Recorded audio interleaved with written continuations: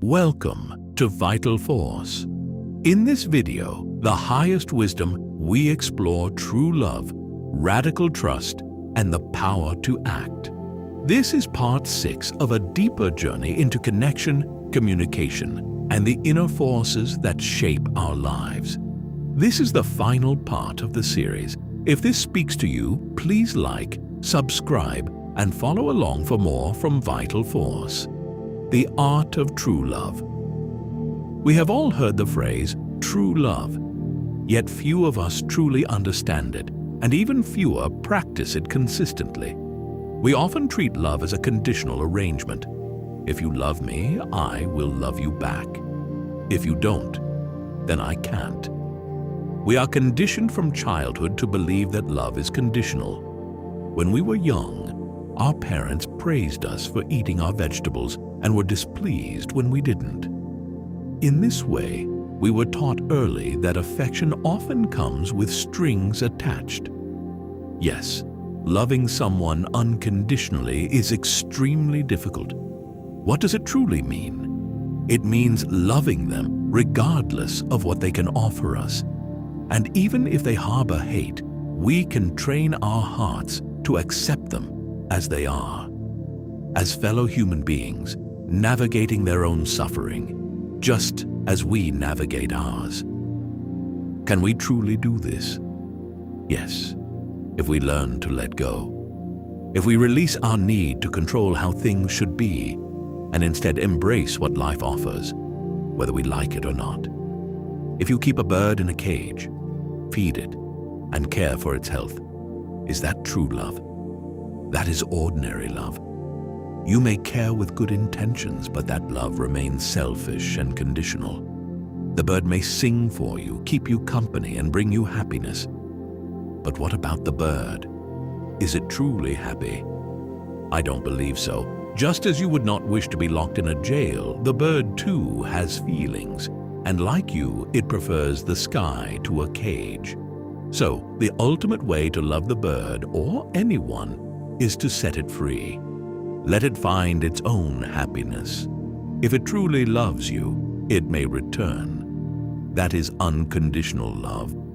This does not mean you stop caring. It means you care so deeply that you understand another's need for freedom through your own reflection.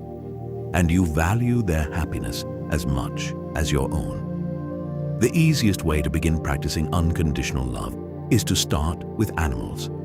They often suffer more silently than humans, and they cannot talk back or easily stir our emotions. By offering them loving kindness, easing their suffering in whatever way we can gradually extend that same compassion to our family, our friends, all of humanity, and even to those we consider adversaries. Yes, letting go of someone we love can feel impossible and deeply painful. But if our partner is unhappy and seeking fulfillment elsewhere, the most compassionate choice we can make, painful as it is to honor their journey, to bow to their wish for freedom, even when it breaks our heart, is to love them beyond our own need to hold on. You might ask, why do this? Because when you allow your partner to be free, like the bird, and let them find their own happiness without being selfish, you will experience a profound inner satisfaction that words cannot describe. You will feel a quiet happiness in knowing you honored their truth and helped ease their suffering, even though it caused you pain. This deep, selfless fulfillment nourishes you in a way that feeding your ego never could. And in time, it builds an inner strength and a quiet trust that the universe, in its own way, will always provide what you truly need. Of course, you will never experience this happiness and freedom if you stop trying. If you let painful emotions rise and cloud your ability to think clearly. Remember, painful feelings are like passing clouds. They do not last forever. But if you allow them to pass without pulling you under, you will discover a quiet, steady happiness. and a deeper inner strength. One you may not have known was there all along, and you cannot understand this happiness by listening to others. You must experience it for yourself, just as I could never explain what sex feels like to someone who has never had it. To truly know, you must live it. When two people are bonded by true love, that love becomes endless, extending into infinity and even beyond life itself. We will explore how this is possible in another chapter of this book. Trust the universe. I have repeatedly asked you to trust the universe without giving any explanation. You might wonder, what? Trust the universe. It might sound like wishful or magical thinking. And yes, it may seem magical until you truly understand it. What is the most important thing in your life? It is not love, happiness, health, or wealth. It is oxygen. You cannot live without it for even a few minutes. Yet you do not have to create it, buy it, or earn it. Nature gives you this essential gift freely without condition, whether you are kind or cruel, wise or foolish. So, if the universe already provides what you need to breathe and live, why doubt its ability to bring you what is truly meant for you? All your heartbreaks, mistakes, disappointments, and painful moments are not wasted. They are the building blocks of your inner strength, your understanding, your compassion, and your wisdom. Heartbreak teaches you how it hurts, and in doing so, it helps you recognize the hurt in others. This is how pain expands into empathy, and how your own suffering becomes a bridge to someone else's healing. Each painful chapter of your life builds your inner strength and teaches you a lesson. Without struggle, you cannot truly appreciate peace. Without valleys, there are no peaks. Embrace your past as a wise teacher and honor the lessons it has offered. Every moment of suffering is an opportunity to grow, to awaken strength, to deepen compassion, and to guide you back toward the inner peace that has always been within you. Misunderstanding love can lead to suffering. We sometimes believe that controlling our partner is the way to secure our relationship and our happiness. We want to control how things should be, how others should treat us, and how they should love us. But life rarely follows our demands. People disappoint us, relationships change, and problems arise without warning. When reality does not match our expectations, we are left feeling frustrated, angry, disappointed, helpless, sad, or afraid. Trying to control everything causes suffering. We simply cannot control the changing weather, the shifting hearts of others, or the unpredictable turns of life. The tighter you grip, the more slips through your fingers, like holding sand in your hand. Squeeze it, and you will lose it. The trees do not resist the wind. They bend with it, allowing it to pass through. We too can learn this, to allow life to move through us without resistance, without trying to control what the universe brings. True peace does not come from controlling others. It comes when you stop letting others, or your circumstances, control you. Do not let what happens around you poison what lives within you. We cannot control the external world, but we can master our internal one. We can choose how we respond, our thoughts, emotions, and actions. In doing so, we learn to trust ourselves and the unfolding of life. We come to believe that everything happens with purpose, and in time, the universe will gently deliver what is truly meant for us. The power of directness and honesty. Having discussed how to be honest with our internal world, we now turn our focus to being honest with our external world. We often fear being direct, and honest.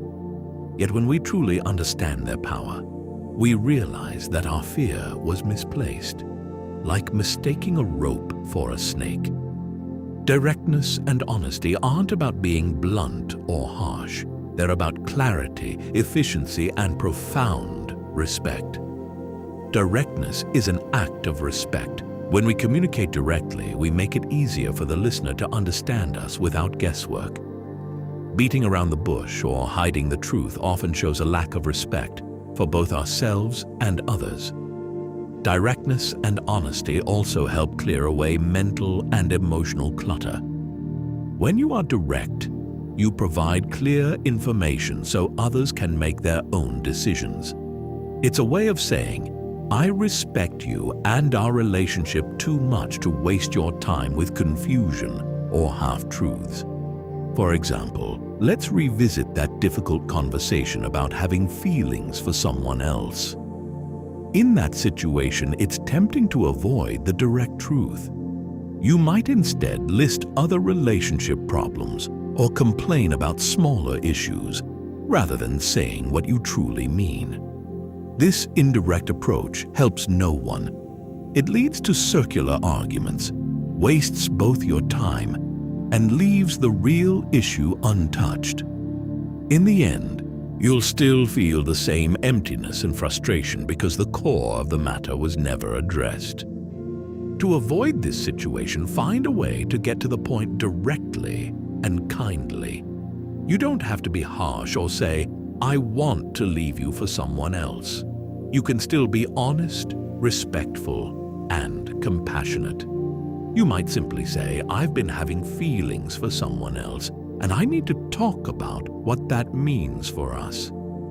Even if your partner becomes upset, they will likely respect your honesty, and you will feel the relief of having spoken your truth. Honesty is the foundation of self-trust.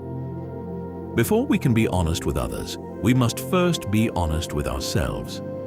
This self-honesty is the bedrock of integrity, a theme we've touched on before in becoming mindful of our communication. Each time you tell yourself the truth about your feelings, intentions, and mistakes, you build trust within yourself.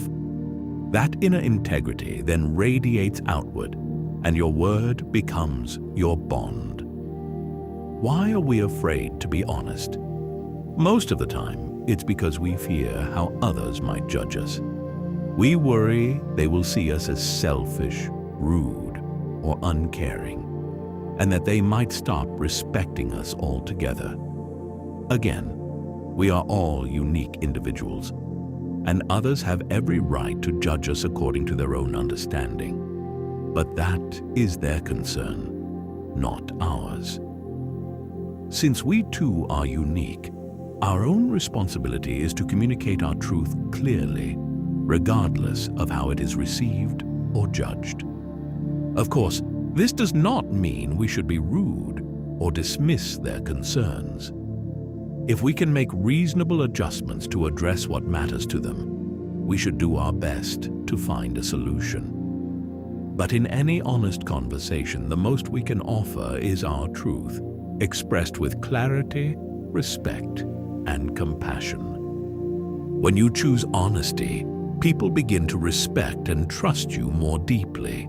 That respect and trust, in turn, resonate within you, building a quiet, steady inner strength. This feeling of being seen and believed in is far greater than the hollow weight of living out of alignment with yourself. Benefits of your trustworthiness. For example, suppose your boss pressures you to finish a project by a strict deadline, and you know you cannot complete it on time. Instead of saying yes just to please them, or out of fear of losing your job, you can choose honesty and say directly, to be honest, I don't believe I can complete this project by the deadline. By being honest, you remove the pressure on yourself and manage your boss's expectations up front. Saying yes when you know you cannot meet the deadline creates unnecessary stress and ultimately leads to disappointment. This does more damage than honesty would. When you are truthful, you give your boss the chance to find an alternative solution, and in doing so, you may earn their respect for preventing a future problem before it arises. And if your boss says, "No, I'll fire you if you don't get this done on time," again, respond with honesty and directness. You might say, "I understand the pressure this project is under, but if I agree to a deadline I know I can't meet, I'll only disappoint you. And I don't want to do that." By being honest now, I'm giving you time to consider other options. If you decide to let me go, that is your choice. I can't control that, and I have to accept it, even though I wish it weren't so. Whatever happens, I hope you find someone for this role who values directness and honesty as much as I do. Don't worry about the outcome. If your boss chooses to let you go, let it happen. Trust yourself and trust the universe. Perhaps this will open a new door for you, one that leads to a boss who is more receptive to your perspective and who values directness and honesty. The universe will not abandon you. Have faith in its unfolding. And if you are a business owner, your directness and honesty can carry significant weight in every interaction. When you are direct and honest with your customers, they will sense your integrity, trust your word, and feel comfortable doing business with you. This trust naturally leads to loyalty and repeat business. When you are direct and honest with your employees and treat them with respect, they will take pride in working with you. They will feel more comfortable, focused, and valued in your workplace. This leads to greater productivity, stronger teamwork, and deeper loyalty, resulting in lower turnover and greater overall success for your business. In relationships, honesty and directness create a smooth path forward. When you communicate clearly, your partner can trust you without doubt. And trust is the foundation of any lasting connection. Directness shines a light directly on the issue. You cannot fix a problem you refuse to name. In business, this saves time and resources. In personal relationships, it resolves conflicts and builds intimacy more quickly. It is the straightest path to a solution. Through honesty and directness, you create a life of clarity, integrity, and genuine freedom, where trust grows, stress fades, and success becomes a natural result of being true. Power of right effort and right action. We've explored many ideas in this chapter, but knowledge only grows through practice. If you want to learn something new or improve an area of your life, you must put what you've read and understood into action. Consistent action. Dreams require motion. Nothing is achieved without consistent effort and action. This is the vital role of your conscious mind. While your subconscious can guide you 90% of the way, it depends on your conscious will to complete the final 10%. Remember, you cannot clap with one hand. In the same way, you cannot reach your destination without both minds working in unison. From physics, Newton's first law of motion, we know that a body at rest stays at rest, and a body in motion stays in motion unless acted upon by an outside force. This same law applies to our lives as well. When a train is stopped, it requires a great amount of energy to start moving again. But once it's in motion, it needs far less energy to keep moving, because momentum carries it forward. This same principle applies to everything we want to achieve in life. Wanting or dreaming about something is easy, but putting in effort and energy is often not, because the conscious mind resists work at first. It prefers laziness. That's the easier path.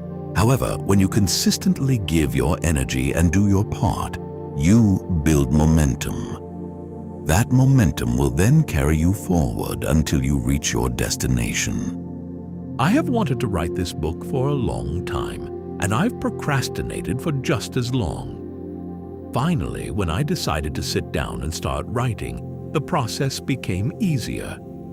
Still, there were many struggles along the way. Sometimes I wrote for a week and then took a break for a year or more. Recently, I decided that enough was enough. I needed to get serious about finishing this book. Fortunately, this time my determination feels solid.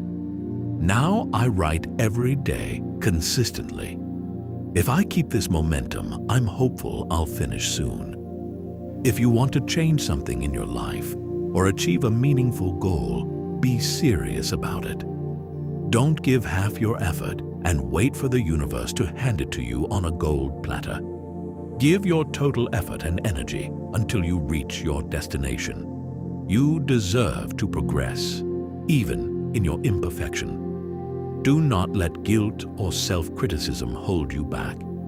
Your inner voice may say you're not doing enough, not smart enough, or that you should be stronger, more organized, more disciplined, or that you should have started sooner. Remember, the lotus flower does not wait for perfect water. It grows through the mud.